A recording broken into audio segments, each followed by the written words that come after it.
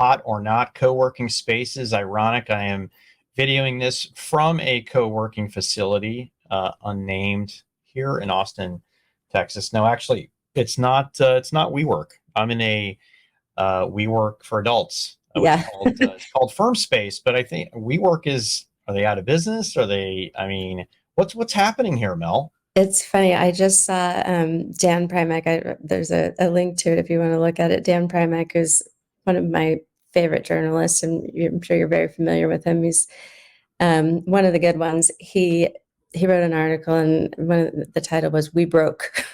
Oh my gosh. Yeah. um, yeah, WeWork is going under. I mean, I guess they warned the market that they probably don't have the resources to survive. The SEC suspended their ability to trade warrants. They're still trading common stock, but they're suspended on warrants. Um, and so it kind of gave everybody sort of like this panic symbol of like, oh, co-working is over. Yeah.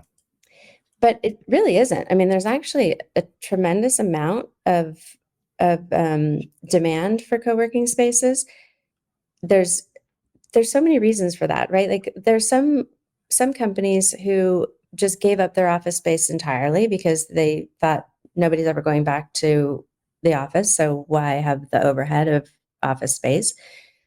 And there are some people who maybe their companies haven't gone back to the office, but they actually do want to be in person with people, or they want to get away from their house because of, like you said, the the gardener or the kids screaming or whatever. You I know, mean, I worked at home. I mean, the first 4 years of creating more insights and strategy, I worked home, and then it kind of became, when Pat was home, Pat's home, Pat the husband is home, Pat the dad is home, and it's yes, like, I'm dad and I'm husband, but I got to get work done, folks. yeah, yep. You have to be like in your own space, and yeah, I mean, right now with construction going on in the house, I've got to move around and stuff. But otherwise, I'm in my office and the door is locked and kids know. I mean, right now kids are back at school, thank God. But you really do have to kind of create that boundary. But there's a time where sometimes you just want to be around other people.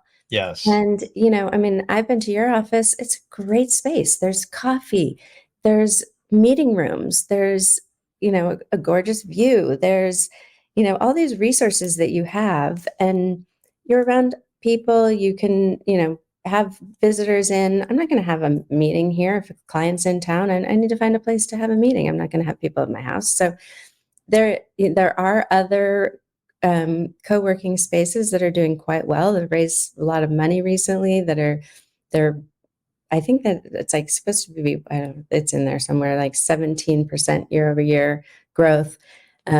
So just because is not doing well, I think that is a big indication of the way that it was managed by the CEO, not the company itself. Or the sector. And so if we're answering hot or not, I'm going to say co-working is still hot. Yeah, the way that they bought, I mean, the way that they bought real estate, I think is a good 30-year play. But man, where we are now, and they hit the, I'm not going to use the P word in totality because we Right. get deranked on everything, but Can't use that. the previous 3 years, I mean, could barely come in the office, right? Hmm. And then now we're fighting people coming into the office. Hmm. I mean, my thoughts are, if you're a company that's okay with 1 or 2 days of the week coming in the office, you may not need to have real estate, and then you could cycle through people. But Right. again, the price per square footage of what you can get in certain cities is going lower and lower, and people are defaulting. They're just turning in the keys and defaulting on their loans versus restructuring the loan. So it's an ugly space.